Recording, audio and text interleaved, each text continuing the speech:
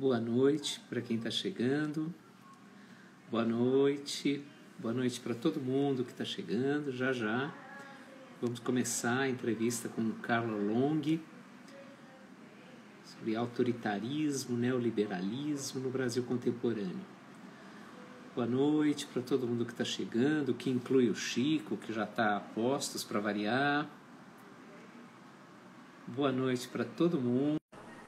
Sejam bem-vindos à 41ª live da Revista de História. Boa noite, Carla. Boa noite, Carla. Tudo bom? Tudo bem, Júlio. Boa noite. Então, tá bom. Vamos esperar uns minutinhos, né, para o pessoal ir entrando, daí a gente começa a nossa conversa. Tá bom. Perfeito. Boa noite para todo mundo que está chegando à 41ª entrevista da Revista de História nesses tempos de pandemia. Tempos tenebrosos, mas com boas entrevistas, pelo menos. Hoje a gente tem o prazer enorme de receber a Carla Long, do Departamento de História da PUC, que há 2, 3 minutinhos a gente começa essa conversa. A Carla já está abastecida de café, né? É, para esquentar, porque tá muito... Não, tá gostoso, tá gostoso. Tá um calor moderado, digamos assim. Não, hoje tá melhor. Ontem tava muito frio, né? Nunca é muito frio. Nunca? Nunca, nunca. Frio nunca é demais. Há controvérsias, velho. Ai, ai. Olha aí, tem um orientando seu, Carla. Tem, Mauro. Boa noite. Que bom que você tá aí. Boa noite para todo mundo que está entrando, prontos para assistir essa 41ª live da Revista de História da USP, hoje com a Carla Long, Carla Reis Long, do Departamento de História da PUC. Você foi você conhece o Chico Alambert, Carla? Não, pessoalmente, não. Eu acho que ele foi seu contemporâneo. Vocês fizeram PUC mais ou menos, história na PUC mais ou menos ao mesmo tempo. Não lembro. É. Sorte sua, sorte sua. Sorte? Mas por quê? Não, é brincadeira. O Chico é um grande amigo. Não, mas o Chico ele fez filosofia na USP, fez história na PUC. E em 87 ele estava no último ano. E eu acho que coincide um pouco com você, né? Ele estava um pouquinho na frente. Mas eu não me lembro dele. Eu circulava bastante porque eu fazia disciplinas em vários, assim, eram diferentes, mas eu não me lembro desse nome. Um dia a gente cruzou, ela é novinha. Que bom. Vai ser boa. Bom, boa noite para todo mundo que está chegando. Apareceu mais um orientando seu, Carlos Iberê. Boa noite para todo mundo que está chegando. Mais um minuto e a gente começa essa conversa. Eu sei, Chico, mas você não precisa ficar lembrando isso. Já, daqui a um minuto a gente começa essa conversa com a Carla Long, neoliberalismo, autoritarismo, Brasil contemporâneo, discutindo questões do presente, discutindo suas raízes históricas. Um minutinho só e a gente começa. O pessoal já está entrando com calma. Enquanto vocês vão entrando, aproveito para convidar para as próximas entrevistas. Dia 11 de novembro, o Zé Alves Freitas Neto, da Unicamp. No dia 25 de novembro, a Mariana Vilaça, da Unifesp. No dia 2 de dezembro, vamos ter de volta Ana Paula Tavares Magalhães, nossa colega no Departamento de História da USP, agora falando de História Medieval. Ela já veio uma vez para falar de ética na pesquisa e agora vem tratar dos assuntos de pesquisa dela. E no dia 16 de dezembro, fechando o ano, a última live com a Yara Schiavinato, da Unicamp. Bom, 6h05, podemos tocar o barco, né, Carla? Olha aí, boa noite para Marisilda, nossa querida colega.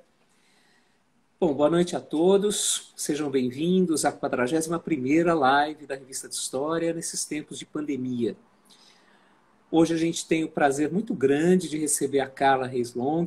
A Carla é bacharel e licenciada em História pela PUC de São Paulo, mestre e doutora em História Social pela USP, fez pós-doutorado na Universidade Complutense de Madrid.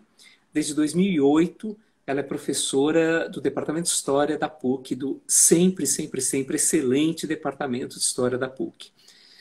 Carla publicou dezenas de capítulos de livros e de artigos em periódicos científicos, e entre os livros autorais, eu destaco 2 títulos.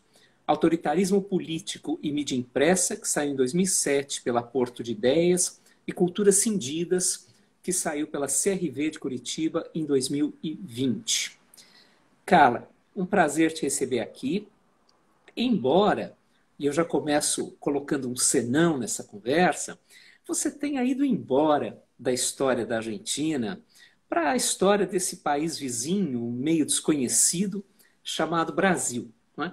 Sua trajetória começou com um estudo sobre peronismo, que, aliás, todos os anos, quando eu dou aula de peronismo, eu indico aos alunos sobre a universidade no peronismo, né, durante os anos do peronismo, e depois você passou para o estudo de história do Brasil, já entrando com temas relacionados ao autoritarismo, atuação do aparato repressivo, e mais recentemente, inclusive acabou de publicar um artigo, né, na revista da Unisim sobre isso, você tem trabalhado com o neoliberalismo, entrou nessa discussão, assumiu essa discussão, com uma discussão tão complexa e importante do neoliberalismo. O tema está, inclusive, no título que você propôs para essa entrevista. Minha também, eu não sei o seu nome, Rá, mas também é minha historiadora favorita, Rá. De que maneira essa discussão sobre neoliberalismo nos ajuda a entender o mundo, né, o mundo de hoje, e de uma forma mais específica o Brasil que temos sofrido ultimamente? Tá sem som, tá sem som. Será que aconteceu alguma coisa aí? Pronto. Ah, Entendeu? Não sei por que. sim. Eu acho que agora que Essas coisas acontecem. Faz parte da virtualidade. a sua pergunta é muito instigante e importante, né? E eu vou associá-la à minha própria pesquisa que atualmente eu estou desenvolvendo. Eu tenho cá para mim que, para nós pensarmos, sim, as questões contemporâneas e pensar especificamente o Brasil contemporâneo hoje, quase que obrigatoriamente passa por um debate também sobre o neoliberalismo, né? Porque, e daqui a pouco eu acabo falando mais por quê, né? Me parece que indiscutivelmente a gente tem que pensar sobre ele. E eu venho pensando mais, você colocou isso, né? Que mais recentemente eu tenho debatido a questão do neoliberalismo, que agora eu estou começando uma pesquisa nova, que eu estou discutindo o período da transição política, né? Queria falar só um pouquinho sobre isso, se possível.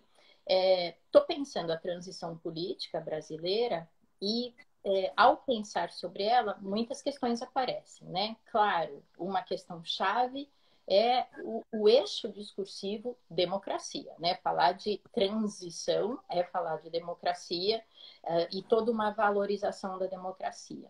É interessante ver, claro, dependendo do lugar de fala, essa questão vai aparecer de uma forma, né? Então, quando você retoma, por exemplo, o discurso da imprensa, o discurso político sobre a questão da democracia, a gente vai ver um grande enaltecimento, né? Muito firmado pela Constituinte de 87, pela Constituição de 88, chamada Constituição Cidadã. Então, todo um enaltecimento de que caminhamos para a democracia.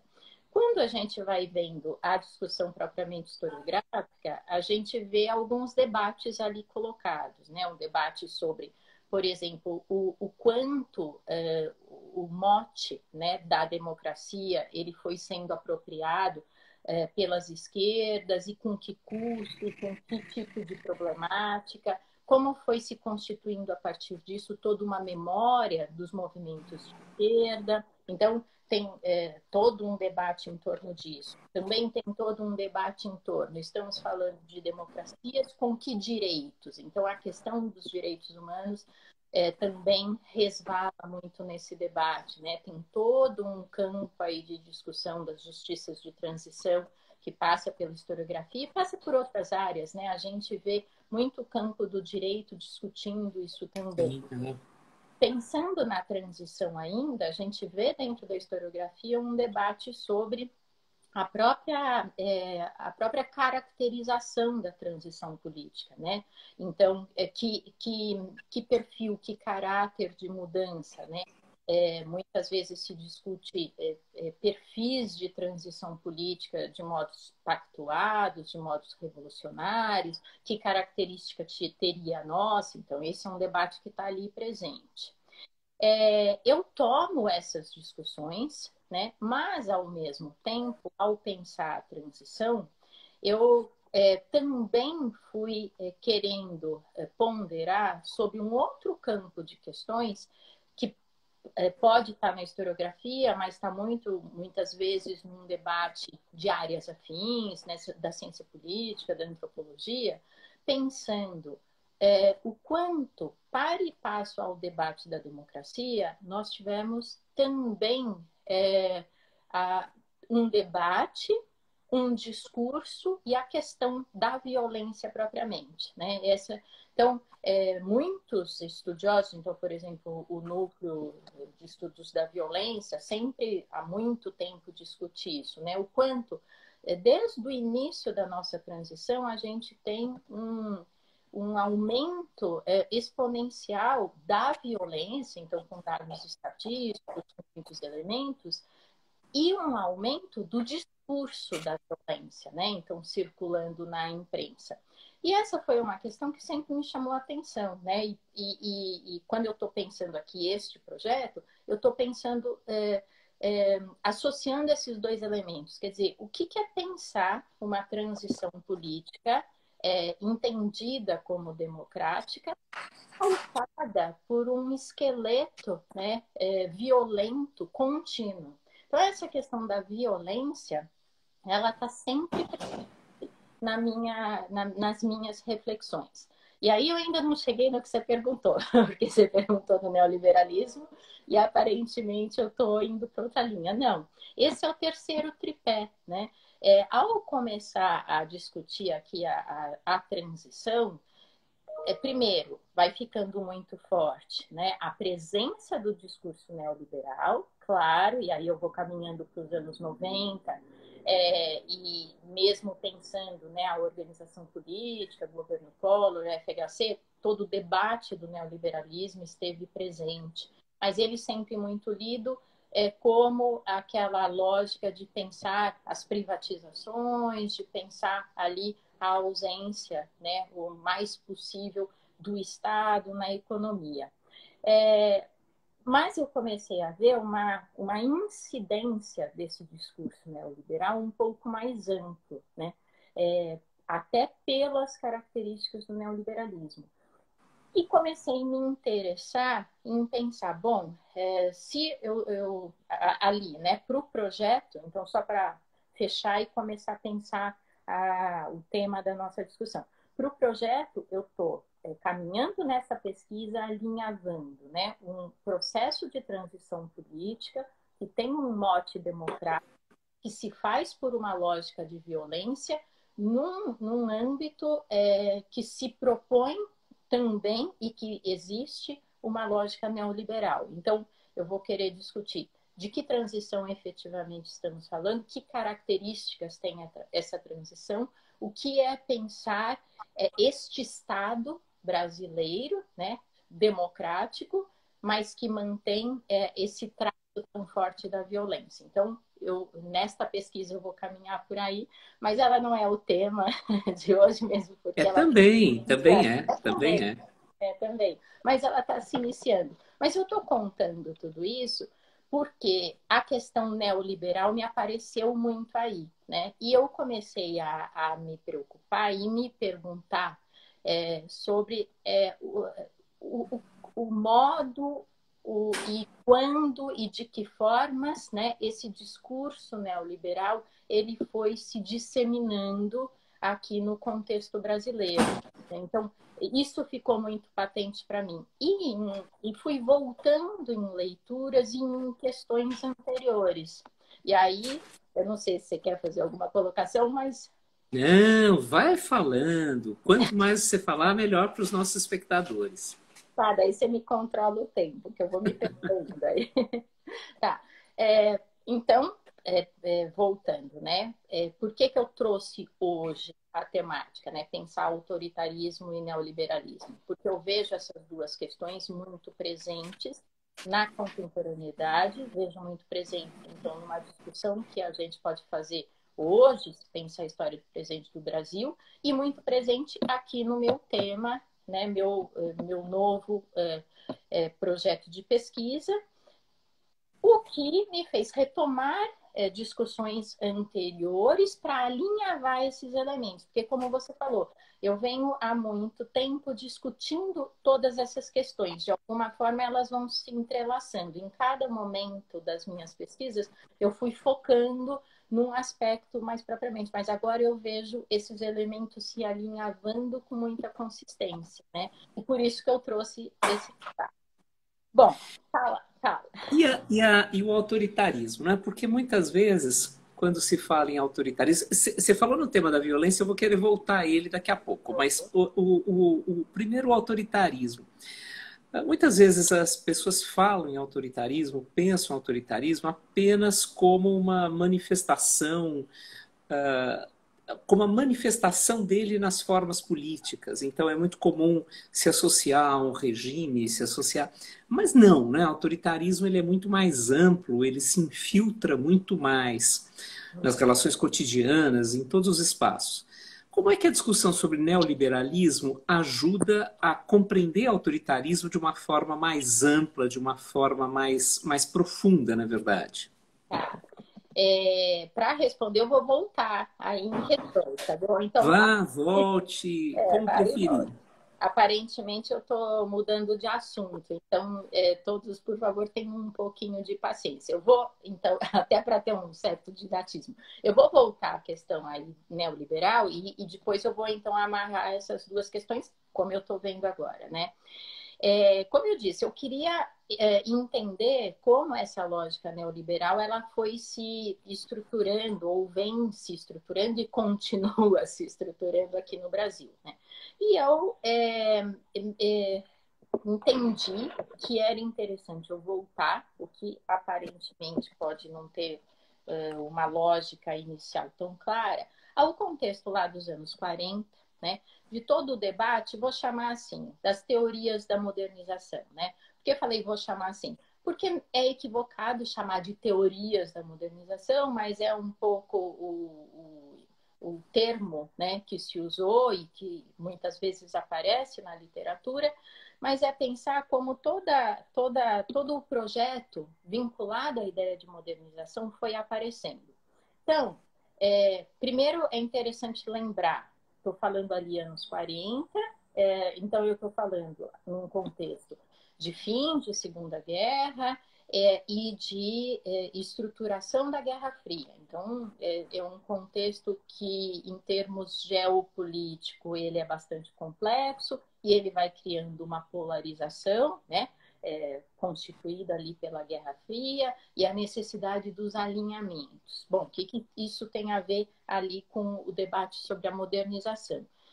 É interessante a gente ir vendo que dentro desse contexto, os Estados Unidos, eles vão tanto em práticas quase de políticas, eu não posso falar exatamente de políticas públicas, mas de práticas em relação à América Latina, quanto numa construção discursiva, né, ele vai fundamentando o que ele entende como teoria da modernização.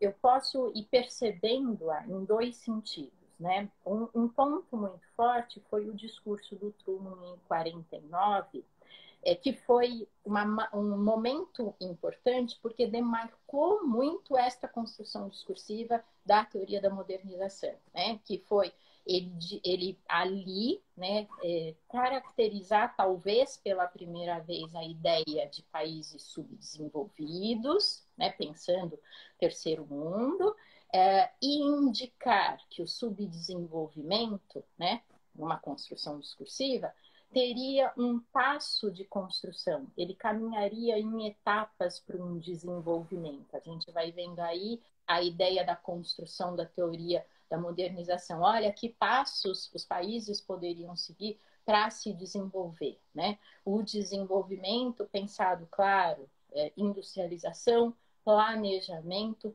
tecnologia. Mas o que é mais interessante? Então, demonstra o caráter ideológico, né, da própria ideia de modernização.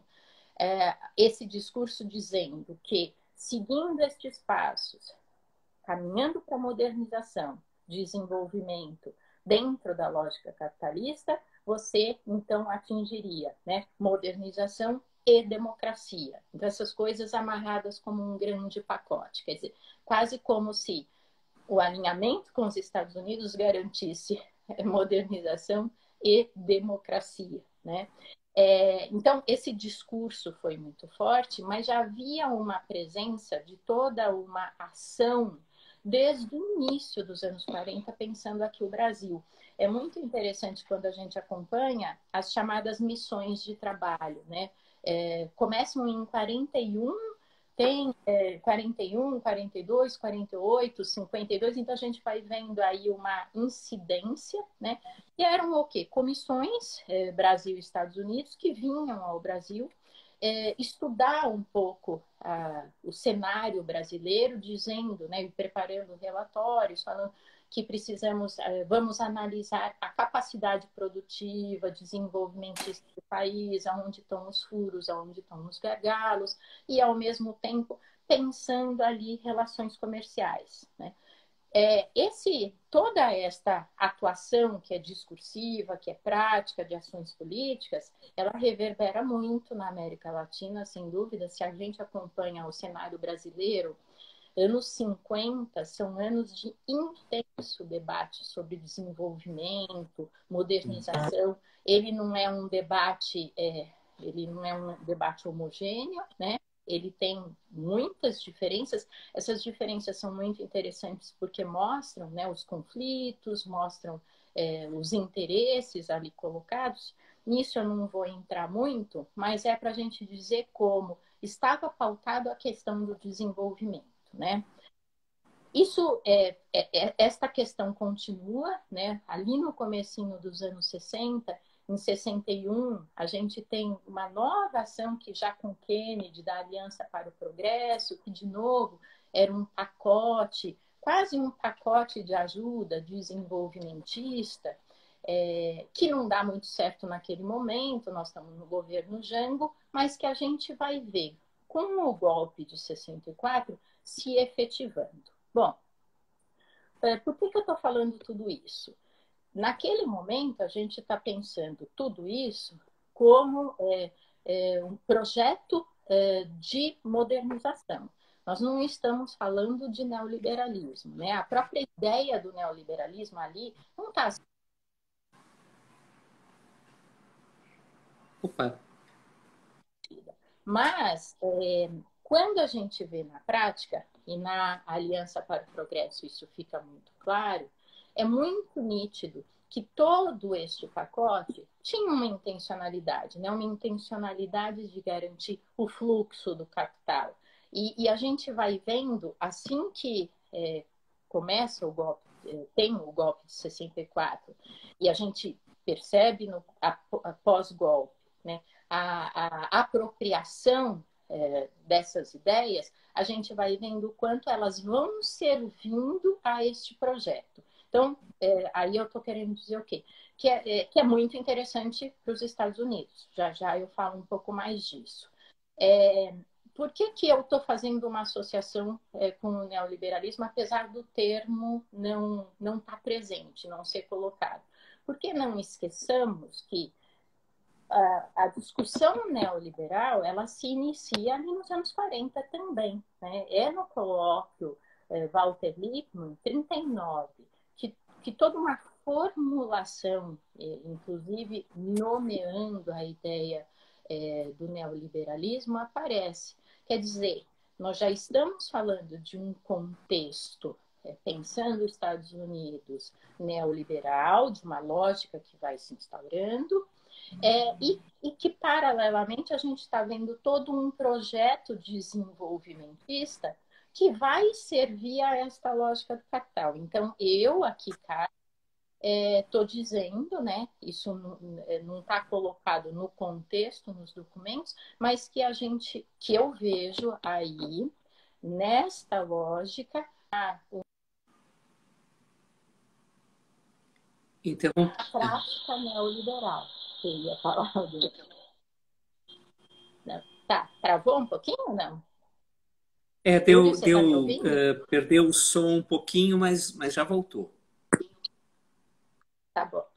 Mas, bom, posso continuar, né? Por favor. Assim, tá. Então, neste contexto, nessa lógica, a gente vê que, assim, pensando um pouco aí o neoliberalismo, ele já está presente. E aí, não sei o quanto vale a pena a gente discutir isso ou não, mas o que vai também configurando o neoliberalismo? Isso é uma coisa que deveria se discutir, né? Falar de neoliberalismo é falar de liberalismo? Nós estamos falando da mesma coisa ou não? Essa é uma discussão interessante, que talvez eu não aprofunde tanto aqui, mas mesmo Foucault, lá no Nascimento da Biopolítica, já trazia essa discussão, né, mostrando o quanto, por um lado, o neoliberalismo tem uma continuidade em relação ao liberalismo, mas, por outro lado, ele tem suas especificidades, né? Talvez eu traduzindo de uma forma muito simples e sintética, diria assim, enquanto o liberalismo ele tinha como questão central demarcar a distância entre o mercado e o Estado, né? Naquela lógica toda da não interferência do Estado na economia, parará, o neoliberalismo ele tem uma modificação, porque eu diria assim, que ele se propõe como uma nova racionalidade que também ocupa o Estado, né? Ele não nega o Estado, mas ele espera que o Estado funcione pela racionalidade proposta. E, de certa forma, a gente vai vendo alguns aspectos disso já incidindo no próprio período da ditadura. Então, por isso que, como eu falei num dado momento, eu vejo aí, sem uma nomeação, uma incidência de uma lógica neoliberal desde a ditadura e durante todo esse processo. Talvez como uma coisa que não se discuta muito, né? E vejo essa incidência como? Então, aí pensando um pouco esse contexto da ditadura, né? Quando a gente vê, né, pós-golpe, o projeto que vai se instaurando é um projeto, no meu entendimento, pautado pela lógica da doutrina de segurança nacional e desenvolvimento econômico. Né? Então, tem uma coisa aí colocada. E daí você perguntou como é que o autoritarismo aparece. Então, aos poucos a gente vai vendo isso. É interessante como essa doutrina, ela amarra segurança e desenvolvimento, né? Num pressuposto de que quanto maior o desenvolvimento, né, mais certa a segurança, né? E quanto mais segurança, eu posso garantir o desenvolvimento e vice-versa. Dentro desta lógica, a ditadura assume o projeto modernizador. Então, toda aquela discussão, né, que eu falei antes, das ideias da modernização, elas vão sendo colocadas em prática. Daí podiam me perguntar, está dizendo que esse Estado é neoliberal? Não, não estou dizendo isso. estou dizendo que ele está pautado por um projeto econômico modernizador, modernizador naquele entendimento, porque podemos também pensar, já falei, né, tem uma vasta discussão sobre noção de desenvolvimento e há muita controvérsia, dentro daquele projeto, tanto que quando se lê os relatórios daquelas missões que eu comentei e você vê depois a ditadura e como ela vai se organizando, a gente vê a concomitância das questões. Tudo que foi falado lá atrás é o que se aplica, o que vai sendo colocado em prática. E aí, que pontos eu queria destacar? Com este projeto, na ditadura, aqueles interesses norte-americanos vão se efetivando, né? Aquela ideia da necessidade do fluxo do capital adentrar nessas economias se efetiva. Se efetiva como? Por uma legislação, e uma legislação muito clara que vai garantindo por exemplo, né, o tratamento do capital multinacional como capital nacional, a remessa de lucros, que era uma questão, né, que durante o governo Jango era um problema, os royalties. Então, tem uma série de aspectos, em termos econômicos, que vão sendo garantidos por legislação durante esse período, que atende aos interesses multinacionais, aos interesses ali dos Estados Unidos. Ao mesmo tempo, a gente vai vendo também toda uma legislação de controle do trabalhador, né? Então, é todo um período que se vive onde a gente tem, primeiro, lei de greve, toda uma política de achatamento salarial, né? Tem dados estatísticos que mostram o absurdo da perda do poder aquisitivo do trabalhador, e controle dos sindicatos, repressão ao trabalhador. Quer dizer, tem uma série de elementos que também vão, a partir, né, do controle do trabalhador, garantindo o acúmulo do capital durante toda a ditadura. Sobre esse aspecto, eu acho interessante, o Yanni se refere, né, como a violência produtiva.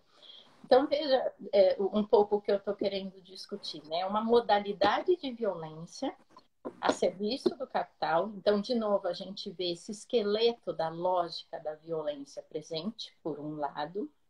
Por outro lado, eu fiz uma associação entre, né, um projeto econômico modernizador de interesse ali dos Estados Unidos, que serve a toda essa lógica, que, no meu entender, já é uma incidência do neoliberalismo, pautado por essa violência. Então, é interessante ver que você vai ter, se eu disser, né, que de certa forma você vai vendo uma incidência do neoliberalismo ali, ele está se dando a partir de um Estado centralizado, o que parece uma contradição, né, se a gente pensar o que a gente entende como neoliberalismo. Mas aí também a gente vê muitos estudos e o próprio Foucault, o Christian Laval, discutindo isso, o quanto o neoliberalismo pode acontecer, né, e se desenvolver a partir de estados autoritários. Esse não é o problema. O problema para o neoliberalismo, né, não é o Estado centralizado. Nesse caso, se eu assumir esse entendimento, ele foi muito útil, né, para a própria prática neoliberal. Qual seria o problema? Um Estado que incide numa política social. Isso não interessa, né? Então, o Hayek já falava isso. Falava assim, o problema é aquela palavrinha, o social, não é o Estado. Então, é só para ponderar um pouco. Aí eu estou trazendo um pouco um debate sobre o neoliberalismo e a discussão mais conceitual sobre ele, né? Então, aqui voltando, se a gente pensar um pouco na sua pergunta, de uma intersecção entre neoliberalismo e autoritarismo, de certa forma a gente vê isso se conformando durante a história, né? Porque eu tenho um Estado autoritário que tem uma política econômica, que ele não vai nomear como neoliberal, e não é esse o interesse, mas que acaba servindo a uma dinâmica e a interesses ali do capital, que de alguma forma, como eu disse, vão propiciando esse alastramento de uma lógica neoliberal. Me fiz meio clara em todo isso. Claro, bastante, não, bastante clara, não tem. E muito interessante porque, na verdade, você inverteu um pouco, você inverte um pouco a polaridade habitual da discussão, né? Em geral, se pensa no Estado autoritário propondo um caminho de política econômica, de concepção da sociedade, etc. E você faz o raciocínio reverso, não é? Quer dizer, há um conjunto de conceitos que desemboca em iniciativas internacionais, e essas iniciativas se impõem ao Estado autoritário e, ao mesmo tempo, instrumentalizam esse Estado autoritário. E você lá atrás, Carla, ao falar da sua atual pesquisa, tinha destacado o momento da transição, não é? Da transição democrática, na passagem final das ditaduras, etc. No caso específico do Brasil, da ditadura, né? No singular. O, o, o, ao destacar esse momento da transição, você também apontou a presença de violência e, ao mesmo tempo, lógico, a preservação, uma preservação alterada, mas a preservação dessa lógica neoliberal. O que dá essa ligação? Não é? Estamos antes do golpe, estamos durante a ditadura, estamos no momento de transição. É uma cultura autoritária que amarra tudo isso? Então, aí, de certa forma, eu acho que você está até colocando em questão a própria ideia do autoritarismo, né? Assim, do que estamos falando, né? Quando estamos pensando no autoritarismo. Então, estamos falando, como você coloca agora, de uma cultura autoritária. Eu diria que sim, eu diria que sim, é uma cultura autoritária. Mas talvez até para a gente ponderar sobre isso, eu queria discutir um pouquinho, então, como eu estou pensando o autoritarismo, né? Que eu acho que talvez esclareça tudo isso. Tudo bem? Tudo é tudo bem. Tudo bem. Então, porque é interessante isso. Logo no começo da apresentação, você em algum momento falou: olha, o autoritarismo muitas vezes é entendido como um sistema político, né? Mais especificamente. E é fato, né?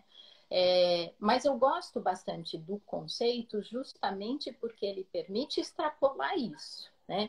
Então, quando eu penso o conceito de autoritarismo, aí eu estou me baseando, claro, a gente sempre está pensando a partir de referências, estou pensando a partir de uma referência da própria ciência política, como vai discutindo o autoritarismo, e que entende, né, que o autoritarismo pode ser pensado, no mínimo, aí, em três grandes âmbitos, né? O primeiro grande âmbito, o que a gente entende mais usualmente, que é pensar o sistema político mesmo, né? Então, quando um sistema político é autoritário, quando ele tem pouco ou nenhuma participação, quando ele tem uma ausência do parlamento, do poder legislativo, ou com um papel mais cerimonial do que efetivo, quando tem um predomínio do poder executivo, e logo, com tudo isso, uma inviabilidade da oposição, né? Então, são um pouco, vamos dizer, elementos que caracterizariam um sistema político autoritário. É interessante, quando a gente pensa esses elementos, que de fato, né, óbvio, pensando a ditadura, ela foi um sistema político autoritário claramente, né? E a gente pode ir vendo como ela vai se estruturando. Eu acho que tem dois elementos ali daquele do que conforma esse sistema autoritário muito claros, né? O primeiro é o quanto o próprio ato institucional, logo em abril, já impõe entre os seus itens duas coisas, né? Dentro daqueles critérios que definem o sistema político autoritário. O primeiro, o predomínio do executivo. Eu acho interessante pensar sobre isso, né? O ato institucional já inaugura, né, uma centralidade do poder executivo quando diz que todas as questões econômico-financeiras elas são do âmbito do poder executivo. Então, tira do poder legislativo todo este campo de decisões. E veja como é interessante que do que eu estava falando antes da política econômica que se escolhe, quer dizer, ela é mesmo uma escolha, uma decisão ali do poder executivo. Essa lógica começa com a AI1, se mantém nos outros atos institucionais, se confirma na Constituição de 67. Então, esse é um elemento bem marcante que vai mostrando a centralização do poder. Porque às vezes, né, Júlio, em senso comum se discute, mas o quanto essa ditadura foi mesmo autoritária, pensando outros, né, países da América Latina, pensando principalmente em números, né, números de mortes, prisões, etc. Me parece que não é sob esse aspecto que a gente tem que pensar. Tem que pensar o que vai conformando o Estado, né? Esse Estado foi autoritário, ele se caracteriza como um sistema político autoritário muito claramente. Esse é o primeiro elemento. O segundo elemento daqueles critérios, a pouco ou nenhuma participação, né? O AI1 instaura a Operação Limpeza. A Operação Limpeza, o que era na prática? A imposição dos IPMs, né, dos inquéritos policial militares, que eram instaurados mediante qualquer delação ou qualquer questão, coordenados por coronéis, então a lógica da militarização, definindo, né, a culpabilidade ou não de determinadas pessoas e a cassação, expurgos, etc. Então, ali se efetiva muito claramente essa inviabilidade da prática política partidária, né? A gente vai ter um número enorme de cassações, um número enorme de expurgos ao longo da ditadura, porque os outros atos institucionais eles vão confirmando isso, né? E mantendo, ou seja, estamos ali falando claramente de um sistema político autoritário. Mas e aí, de novo, tem a ver com pensar a transição, né? Quando eu já discuti a transição, agora vou aprofundar, mas quando já discuti a transição, era muito nítido que, apesar de se caminhar para um sistema político democrático, você mantinha lógicas autoritárias, né? Que tipo de lógica autoritária, por exemplo?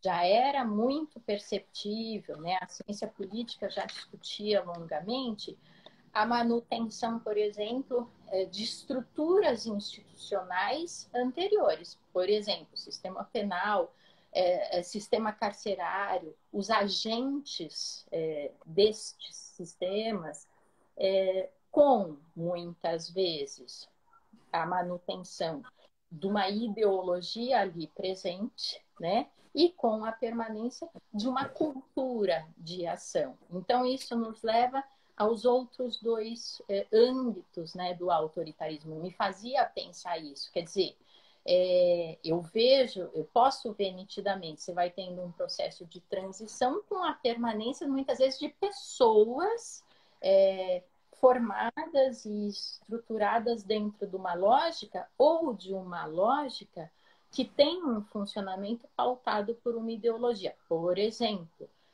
outra coisa que se manteve no período da transição, a ideia da polícia militar, né? A gente sabe que a polícia militar como com o papel de segurança pública se efetiva em 69. Quer dizer, é uma lógica da ditadura, né?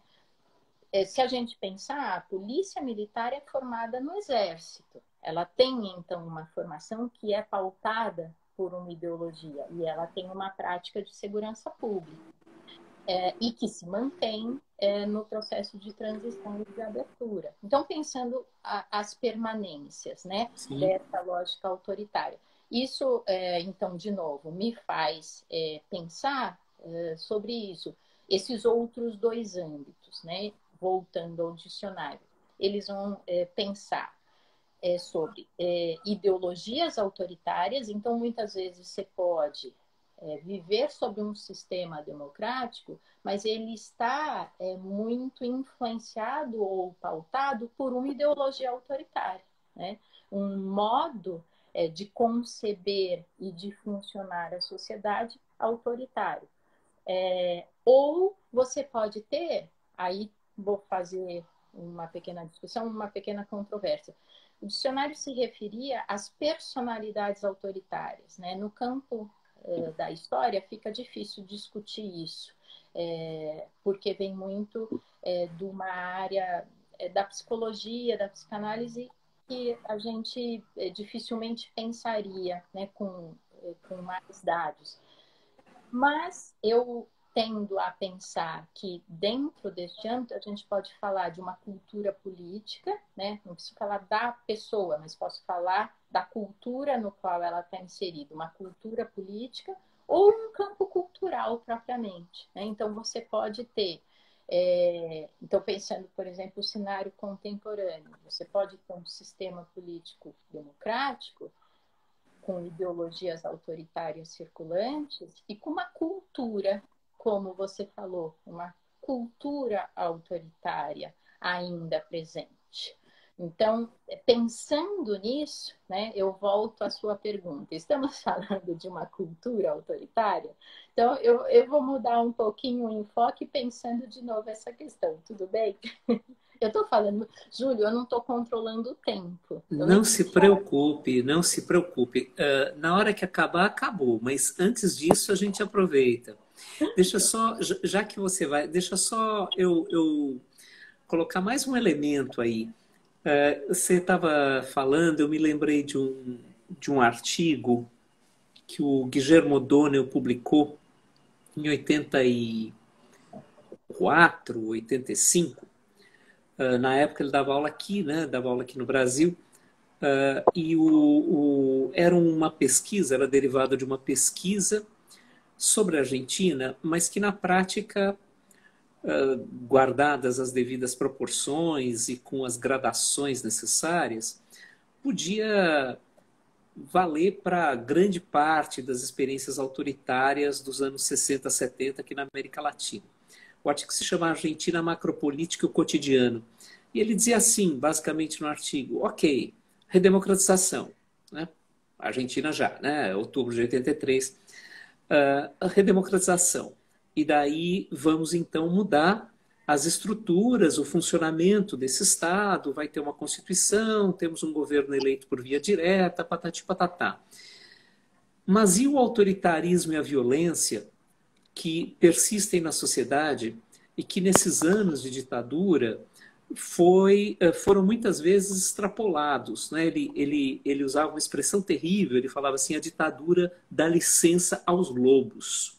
E esses lobos continuam andando por aí, né? Então, como nós podemos pensar redemocratização ou democratização sem ir mais fundo e sem pensar essa ramificação do autoritarismo e da violência autoritária, né?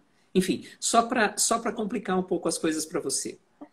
Não, eu concordo totalmente com ele, né? Como podemos pensar? Tanto a pergunta é absolutamente pertinente, que se a gente olhar para o cenário que vivemos agora, né, não é o objeto da nossa análise, isso é complicado para o campo da história, mas pensando no momento que vivemos, nos damos de cara com isso, né? Você ter uma lógica autoritária e uma cultura autoritária circulante. Então, a gente precisa ponderar sobre isso. Eu acho que eu gostaria de falar um pouco sobre a violência, né, antes do nosso tempo terminar, que eu acho que essa ideia, ela amarra tudo isso que a gente está falando, e daí eu volto a essa ideia da cultura autoritária. Porque na sua própria colocação, né, e retomando o O'Donnell, quer dizer, a questão da violência é uma questão chave, né? E assim, para mim é muito claro, toda lógica autoritária é violenta, né? Toda lógica autoritária é violenta, ela tem uma condição de violência. E aí me faz pensar sobre a violência.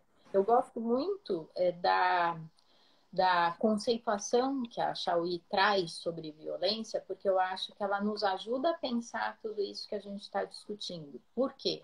Porque muitas vezes se pensa a violência no seu caráter mais óbvio, né? Que é a violência como a condição da violação de algum processo, né?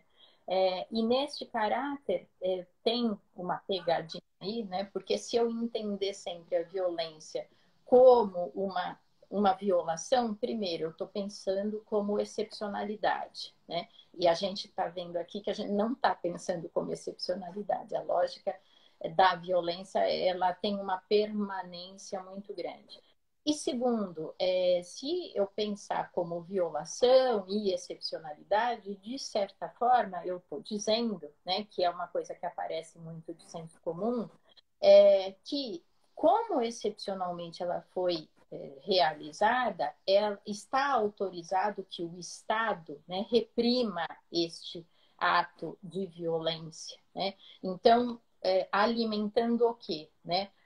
Uma ideia sobre a violência alimentando a violência institucional, né? E o que a Chauí vem dizer? Vem dizer que propõe que a gente saia deste entendimento e pense a violência de modo mais amplo, né? Pensando, e aí ela coloca, pensando a violência como sujeição. Então, em toda a lógica, né, que houver sujeição, então que você emudece o sujeito, que você reifica este sujeito, você está praticando a violência. Isso amplia muito o próprio entendimento e passa a responsabilizar o Estado e passa a responsabilizar a própria sociedade, né?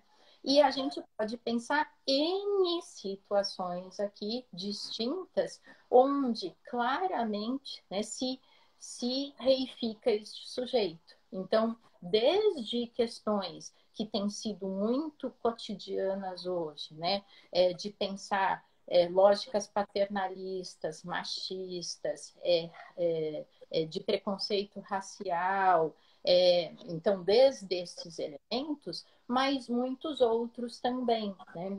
Muitas vezes, por exemplo, a própria construção do conhecimento, quando ela é feita de modo que ela anula ou emudece determinados sujeitos, eu tenho ali também uma prática de violência, né? Ou quando, por exemplo, eu acho bem interessante isso, e amarra muito com a ideia do autoritarismo, né?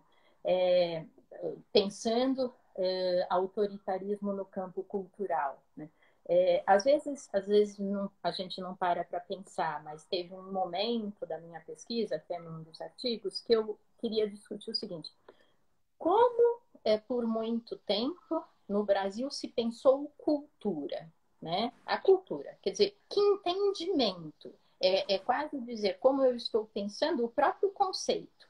Eu não estou falando especificamente ali de uma experiência artístico-cultural, né? Mas assim, quando eu me refiro à cultura, eu estou me referindo a quê? Né? Eu acho isso interessante, o Raymond Williams já falava, precisamos pensar sobre o próprio entendimento, que ele vai nos mostrar muito de como a sociedade funciona, né?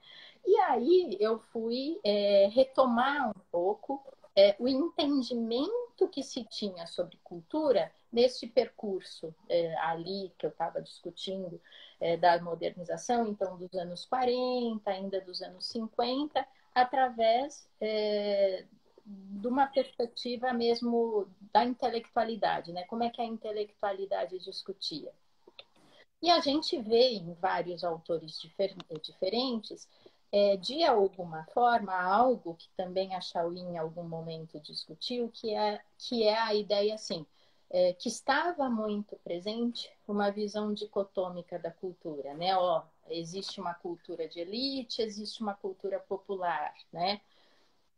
E aí, retomando Williams, a gente para pensar assim, o que é eu dizer que existe uma cultura de elite, uma cultura popular, né? Eu estou dizendo que existem competências diferentes, que existem lugares sociais diferentes, que alguns têm e outros não. Então, retomando a ideia do autoritarismo que a gente está falando, né? E da própria ideia de violência, veja, por que aí também eu posso ver um ato de violência? Porque eu estou definindo a priori, pelo próprio entendimento de cultura que eu tenho, que lugar social você ocupa, que competência você ocupa, se você tem o direito à fala e você tem o direito ao reconhecimento ou não, né? Então, se eu pensar pelo conceito de violência, aí está um ato de violência na própria concepção da ideia e logo de toda uma prática que vai ser colocada, e a gente sabe disso, né? E então também define uma lógica autoritária, porque eu estou de novo definindo lugares sociais. Todas as relações de saber são relações de saber-poder, né? E como já colocava Foucault, toda a discussão do poder ela está inserida né, na micropolítica, no cotidiano, tal. Então, não sei se eu respondo, você vai me dizer, mas estamos falando de uma cultura autoritária? No meu entendimento, estamos falando de uma cultura autoritária, né? Estamos agora voltando aqui, talvez, para o contexto da transição, né? Para não vir para o contexto mais contemporâneo. Não basta a gente discutir o sistema político, né? A gente precisa discutir um sistema político, a gente precisa discutir uma lógica cultural, a gente precisa discutir as ideologias que estruturam todas essas lógicas. Me parece que, pensando sobre esses três âmbitos, a gente pode ter uma dimensão um pouco mais clara. E daí, onde tudo isso se associa ao neoliberalismo, né? O neoliberalismo,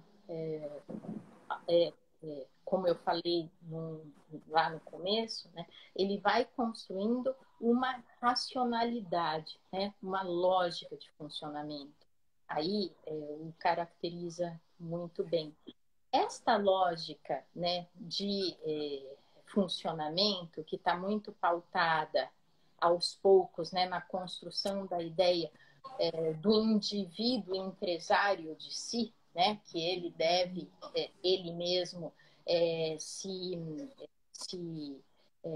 administrar, né? Então, veja, racionalidade, quer dizer, é uma racionalidade tal que chegou à lógica social, que chegou aos indivíduos. Então, ela ultrapassa um entendimento puramente econômico, da não interferência do Estado na economia, no mercado, né? Ela passa a estruturar a própria sociabilidade numa forma muito individualista. E o individualismo também, de certo modo, caminha para um esvaziamento da política, né? Então, aonde eu quero chegar também, neoliberalismo e autoritarismo, eles são muito coniventes no entendimento da própria política. E é interessante para ambos esse esvaziamento político. Aí a gente podia caminhar para uma outra discussão. Então, eles se alimentam de certa forma, eles não se mostram contraditórios. Não sei se fala. Maravilha. Não, o nosso tempo acabou. A gente Mas está eu acabando. terminei uma ideia, vai. Claro, claro. Carla, muito, muito, muito obrigado. Foi muito legal. Não só em meu nome pessoal, mas em nome do Conselho da Comissão Editorial da revista. Um prazer te receber aqui e ouvir, não é? E essa discussão, que é uma discussão que você remeteu ao pré-ditadura, falou da ditadura, falou da transição para a democracia, mas é uma discussão absolutamente atual, né? Absolutamente presente. Então, super, super, super obrigado. Foi um prazer conversar com você. Foi um prazer para mim também. Eu agradeço demais a possibilidade, Júlio, de estar aqui no espaço da revista, podendo falar do que a gente gosta, né? De história, de pesquisa. E percebi que eu podia ficar falando aqui muito mais. Até amanhã. Se o Instagram não cortasse, a gente prosseguiria. Exato. Mas eu te agradeço muito e agradeço a presença de todos. É isso. Muito obrigado. Bom, convido todo mundo para no dia 11 de novembro assistir a nossa próxima entrevista, que vai ser com o José Alves Freitas Neto, professor do Departamento de História da Unicamp. Boa noite para todo mundo, muito obrigado, especialmente para você, Carla. Um beijo. Boa noite, beijo.